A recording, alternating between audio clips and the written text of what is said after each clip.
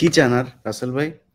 Asif Nazrul sir সরকারের কাছে কি চান না বলেন তো? আপনার আব্বার জন্য আর কি চান? আসলে চাওয়ার মতো কি আছে, কি বাকি রাখছে যাওয়ার মতো? আমার মতো শুধু এইটুকুনি, যাতে আমার বাবার মতো আর যাতে কেউ যাতে কোথায় এইরকম অবস্থা যাতে না পড়ে। আর আমার বাবা, এটা তো উনি স্বাভাবিক মৃত্যুবরণ করেন না, এটাকে ওরা হত্যা করা হয়েছে। এটা তো আমি হত্যা বলবো, এটা হত্যা। একটা মানুষের সাজা শেষ হয়ে গেছে, তার 7 বছর আগে তার জেলে আটকায় রাখে। এটা নিতান্ত একটা হত্যাকাণ্ড।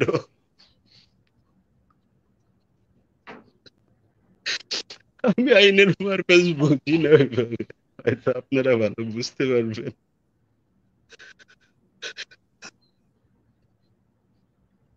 জামিন চান না আপনার আব্বার আর?